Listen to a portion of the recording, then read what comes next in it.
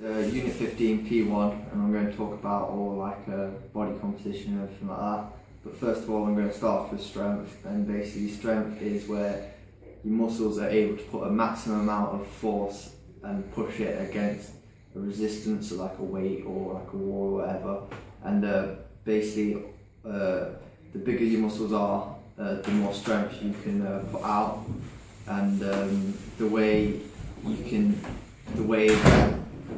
improve it is by doing resistant training or through weights. So it's like fighting resistance, like bench press. You're lying on the bench, you've got to push the weight out from your chest up, and then basically that's increasing your strength because you're fighting resistance.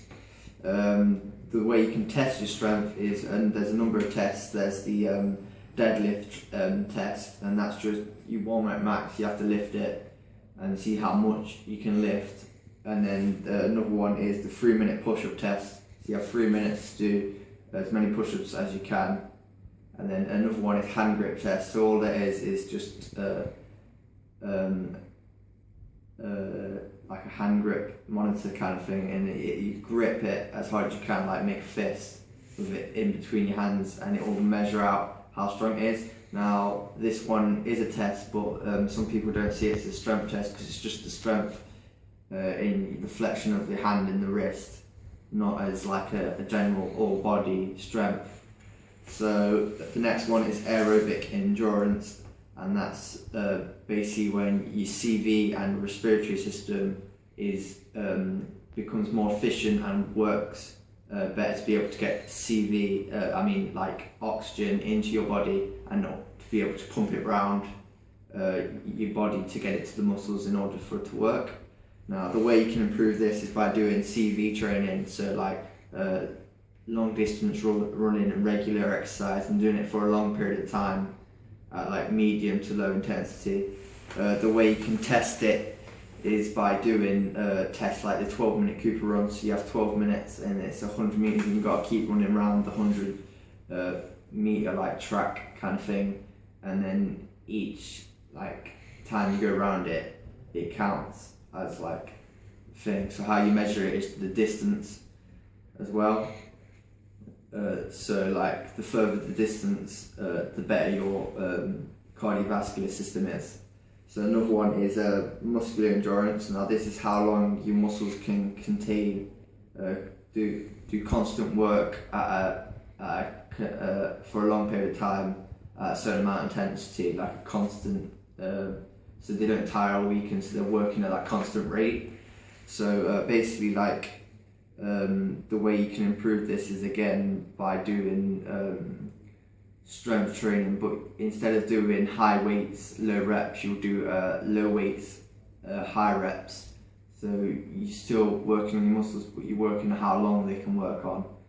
And basically the way you can test it is by doing like 1 minute push-ups, 1 minute sit-ups, and seeing how many you can do, so how long your muscles can last doing a certain exercise over and over again. So the next one is flexibility, and basically flexibility is the range of movement at a joint or a group of joints, and the way you can improve it is by doing stretches before and like after like training and stuff like that. There's 3 types. There's maintenance, development, and PNF. Development is just basically like the ones you'll do before training, so they're like warm-up stretches, like the hamstring stretch and everything like that, and they're basically just, they improve your flexibility by a bit, just so you're able to stretch further and not cause yourself injuries, so your muscles aren't as tense. Maintenance is the ones you do after, and basically they're the ones what brings your muscles back down to size, so they don't cramp up at a later stage after doing the exercise. And PNF is just for athletes, and basically it's like pushing against resistance. So say like you do it with a partner, and basically they'll push on to your leg and you have to push back, and basically they keep moving it forward, and each time it gets more difficult, but it improves your flexibility straight away, but it can be painful, so that's why it's only for athletes. So we've got body composition, and basically like all that is your fat percentage, so how much muscle to fat ratio you have, and again it's measured by a percentage. So basically it's the amount of fat you have on your body, and the way you measure it is by finding like fat in certain areas. So you can have it on your obliques or your traps, and then basically you pinch it and see how much fat is there. So we're moving on to like hypertrophy and everything. Hypertrophy is like this size of your skeletal muscles, so like your biceps and everything. And there's two ways they can get bigger. There's by fibers and there's by plasma. The plasma is basically like water, and they're like water build up, so you can take water supplements. Basically they make this muscles bigger, so you look bigger. You're more fitter kind of way, but basically they're not as strong because it hasn't improved your strength, it's just improved the size. And when you touch them, they feel kind of flabby. But the other ones are like fibers. So the fibers is where there's little microfibers in your muscles, and when you train them, like doing strength training, they tear a bit, and basically through eating like loads of protein or having protein in your body, they repair and they become stronger and larger, and that's how muscle mass gain. And this is the one that actually improves your strength. So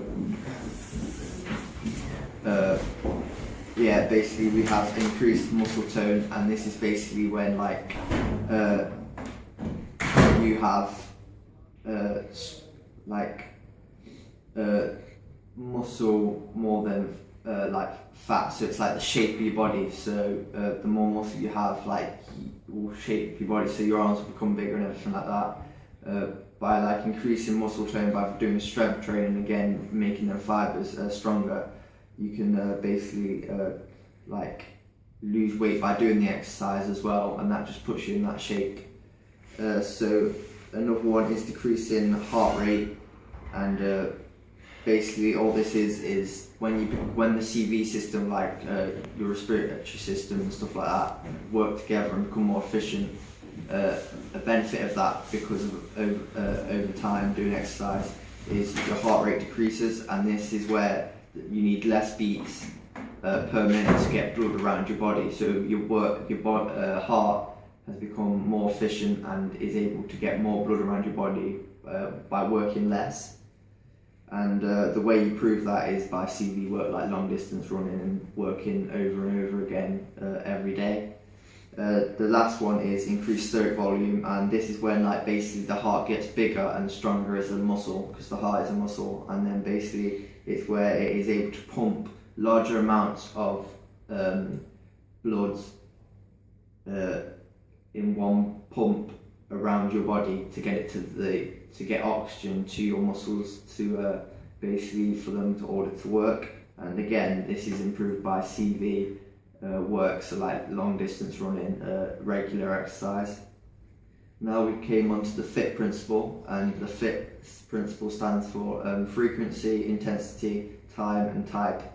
So basically frequency is how often do you train a week, so is it like 3 to 4 days, 1 day or whatever. Intensity is how hard you train, so it'll be like, do you work at like your 1 rep max, do you work at 80% of your maximum heart rate. So that's how you measure it, by like 1 rep max, and then heart rate and stuff like that. Then you have time, which is how long do you train for a certain amount of days. So are you spending like 2 hours in the gym, and then you go training for an hour, like football training or anything like that. And then type, so what type of training are you doing? Are you doing resistant training, so are you working with weights and everything like that? And also like, are you doing cardiovascular work, so are you on the treadmill or fartlek or anything like that? So that's been unit 1, unit 15 P1.